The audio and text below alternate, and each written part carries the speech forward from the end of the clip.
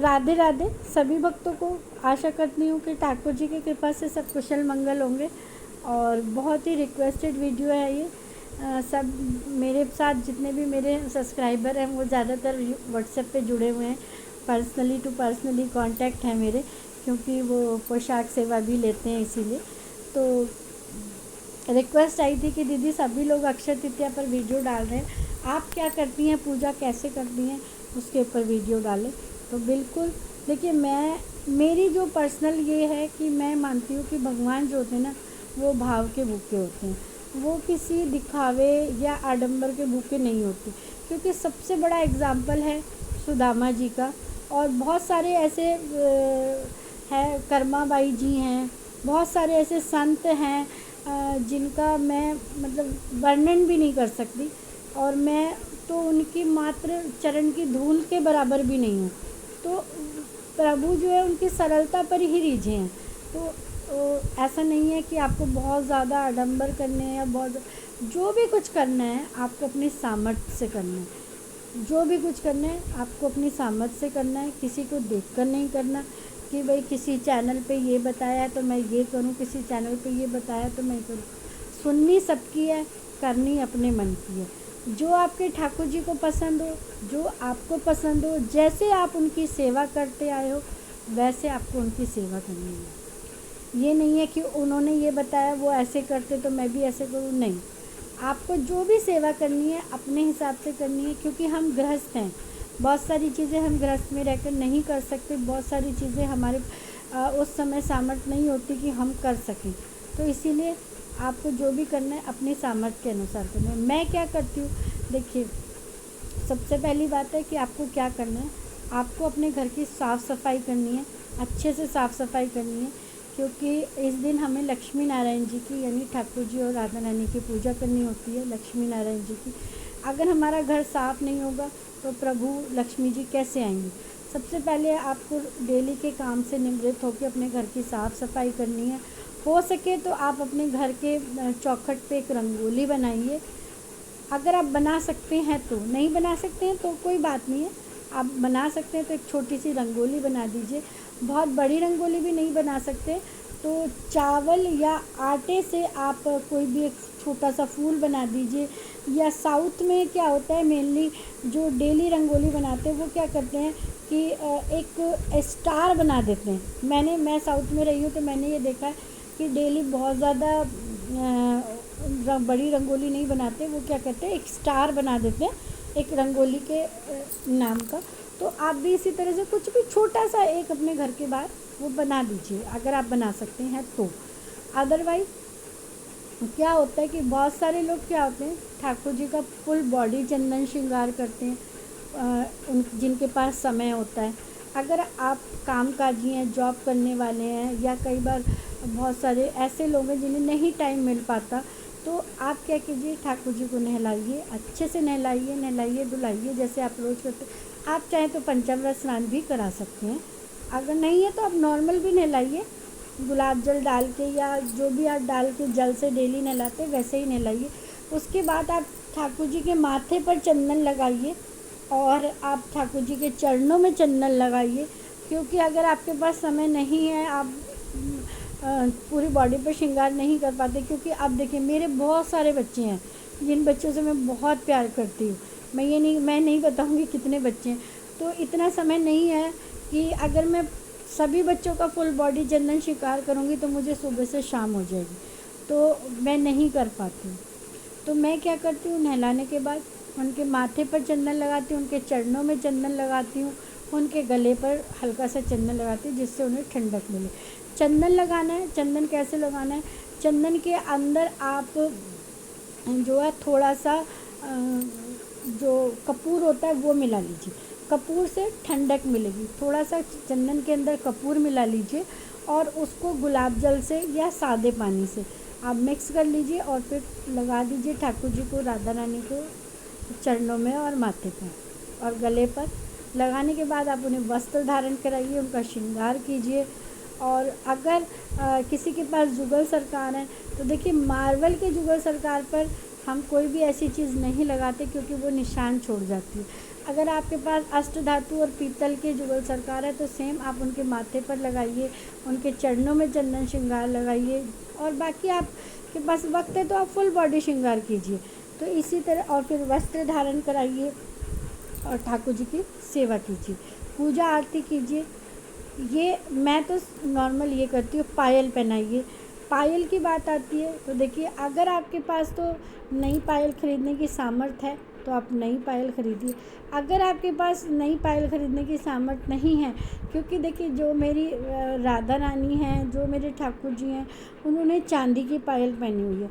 अब मैं हर महीने तो मैं नहीं खरीद सकती चांदी की पायल, तो मैं क्या करती हूँ, मेरी अगर सामर्थ्य होती है तो मैं उनके ऊपर आर्टिफिशियल नई पायल पहना देती हूँ, या फिर अगर ख़रीदने की, या फिर मैं खुद से बना लेती हूँ। बहुत सारी चीज़ें मेरी बेटी बना देती है, मैं बना देती हूँ।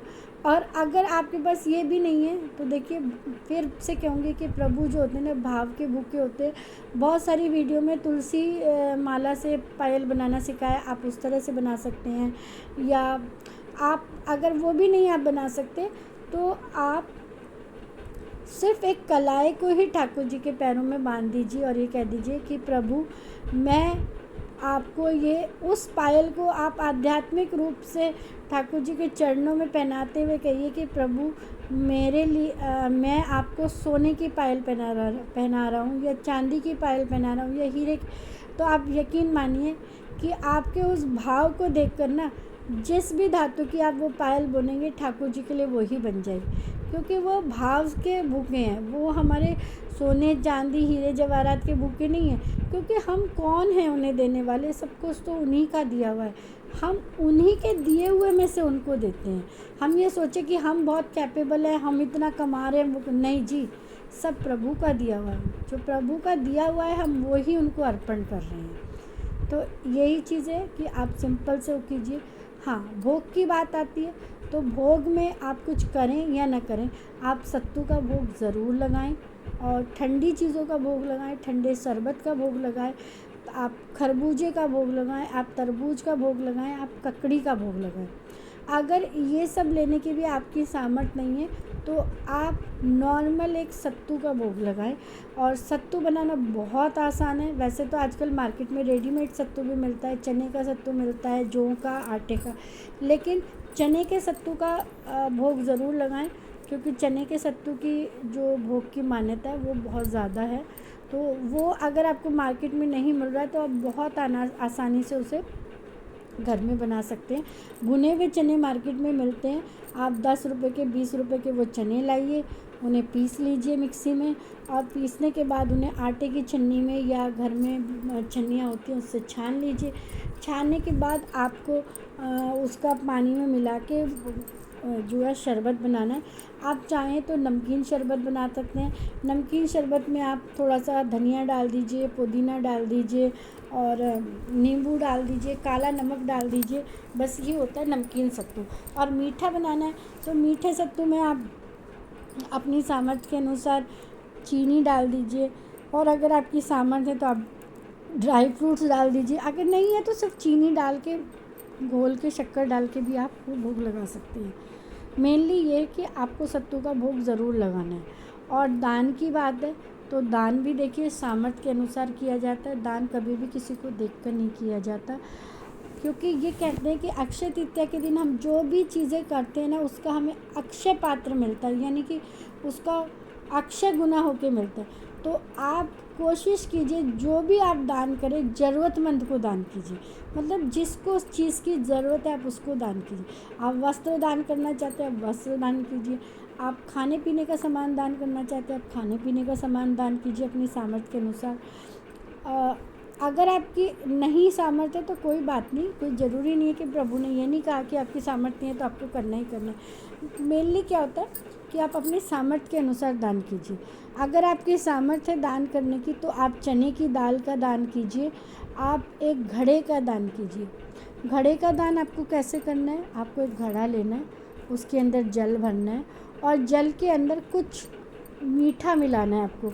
मीठे में आप चीनी के दाने डाल सकते हैं, आप थोड़ी सी, या बूरा है तो वो डाल सकते हैं। मतलब कहने का ये कि क्योंकि चीनी नॉर्मली सभी के घरों में मिल जाती है। तो आप 1 चम्मच चीनी उस जल में डाल के किसी भी ज़रूरतमंद को उस घड़े का दान कीजिए।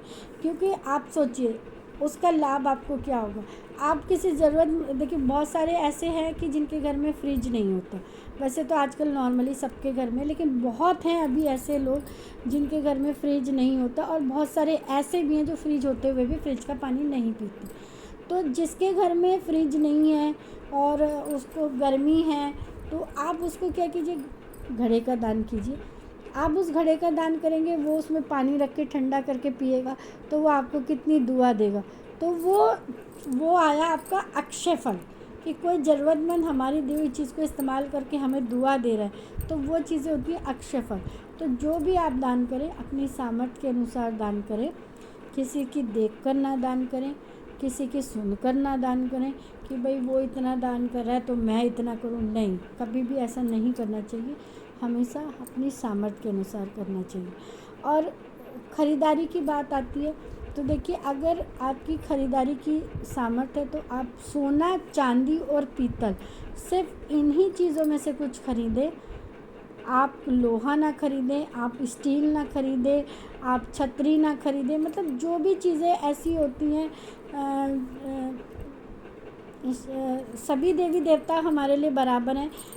कोई देवी देवता छोटा नहीं है, कोई देवी देवता बड़ा नहीं है, सभी बराबर। मेरा कहने का मतलब ये कि कोई भी चीज़ ऐसी आप ना खरीदें, तेल ना खरीदें, आप लोहे की चीज़ ना खरीदें, स्टील ना खरीदें। तो ये चीज़ें आप उस दिन, प्लास्टिक ना खरीदें।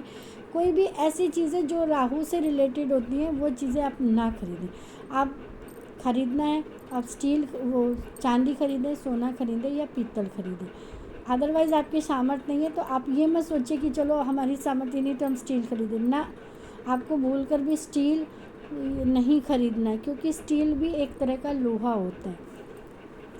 तो आपको ये सब चीज़ें नहीं खरीदनी है। तेल नहीं खरीदना है, आपको स्टील नहीं खरीदना है, आपको लोहा नहीं खरीदना है, आपको छतरी नहीं खरीदनी है, आपको कोई भी लोहे से रिलेटेड चीज़ नहीं खरीदनी है, तेल भी नहीं खरीदना है। तो आपको खरीदना है, आप कपड़े दान में दे सकते हैं, आप घड़े दान में दे सकते हैं, आप पीने की चीज़ें, पानी, या आपके सामर्थ्य तो आप फ्रूटी या कोई भी रूह अफ़ज़ा या इस तरह की ठंडाई दान में दे सकते हैं। आप खरबूजे दान में दीजिए, आप ककड़ी दान में दीजिए, आप सत्तू दान में दीजिए, या खाने पीने की चीज़ें दान में दीजिए, वस्त्र दीजिए। मतलब ऐसी चीज़ें अगर आपके सामर्थ्य तो आप ये दान में दीजिए। तो आशा करती हूँ कि आपको जो है मेरी बताई हुई मैं कैसे पूजा करती हूँ समझ में आ गई होगी। लेकिन फिर से मैं आपके लिए बता देती हूँ कि क्या करना है आपको। अगर आपके पास बहुत सिंपल वे में, शॉर्ट वे में कैसे पूजा करनी है। आपको सुबह उठना है, अपने डेली काम से फ्री होना है, घर की साफ़ सफाई करनी है। अगर आपके पास वक्त है तो आप अपने घर की चौखट पे एक छोटी सी रंगोली बना दीजिए। नहीं है तो कोई बात नहीं, कि कोई बाउंडेशन नहीं है कि बनानी ही बनानी है, कि दीदी ने कहा है कि बनानी है तो बनानी ही बनानी, नहीं, ऐसा कुछ नहीं है। अगर आपके पास वक्त है तो आप बना दीजिए, नहीं है तो कोई बात नहीं। उसके बाद आपको अपने ठाकुर जी को स्नान कराना है। अगर आप पूरी बॉडी पे चंदन श्रृंगार कर सकते हैं, चंदन लगा सकते हैं, आपके पास समय है तो आप कीजिए। नहीं है तो आपको चंदन के अंदर कपूर मिला के, गुलाब जल या जल, कोई भी नॉर्मल पानी मिला के उसका पेस्ट बना के ठाकुर जी के माथे पर लगाना है, चरणों में लगाना है और गले पर लगाना है, कि जहाँ से उनको ठंडक मिल सके। और आपको उन्हें पायल धारण करानी है। पायल अगर आपके पास नहीं है तो ठीक है, पुरानी है तो आप उनको गंगा जल में धो के धारण कराइए। अगर नहीं भी है तो आप एक कलावा ही तोड़ के ठाकुर जी के पैर में बांध दीजिए कि प्रभु मेरी तरफ से ये आप पायल स्वीकार करें, प्रभु उनको ही स्वीकार करेंगे। फिर आप उनको वस्त्र पहनाइए। अगर नए वस्त्र हैं तो नए पहनाइए, नहीं है तो बहुत सारे वस्त्र ऐसे होते हैं हमारे जो ठाकुर जी ने 1-2 बार पहने होते, वो पहनाइए, ठीक है। और अब फिर उसके बाद आप उन्हें भोग लगाइए। भोग में आप की सामर्थ्य है तो आप 56 भोग का लगाइए, आप पकवान बनाइए, वो लगाइए ठाकुर जी को भोग। अगर आपकी सामर्थ्य नहीं है तो सिर्फ एक सत्तू का आप भोग ज़रूर लगाइए। सत्तू का भोग ज़रूर होता है। और नॉर्मली इतना तो देखिए सभी के घरों में होता है कि आप खाना बनाते तो एक दिन ठाकुर जी के लिए पकवान बना लीजिए। अगर आप लोग नहीं भी खाते तो यार क्या रहता है, 4 या 5 पूड़ी ठाकुर जी के भोग के लिए बना दीजिए, और सब्जी तो हम बनाते ही हैं, वो प्रसाद रूप में ग्रहण कर लीजिए। क्योंकि जब भोग लगता है ना ठाकुर जी को, आप कुछ भी खिलाएं तो वो प्रसाद बन जाता है, उससे कुछ भी नहीं होता। और खरबूजे का भोग लगाएं, ककड़ी का भोग लगाएं, तरबूज का भोग लगाएं। सत्तू आप बोलेंगे तो मैं बनाना बता दूंगी कैसे बनता है, मीठा या नमकीन जैसा भी हो, आप सत्तू का भोग ज़रूर लगाएं। तो सारी चीज़ें मैंने आपको बता दी है, क्या आपको करना है क्या नहीं करना है।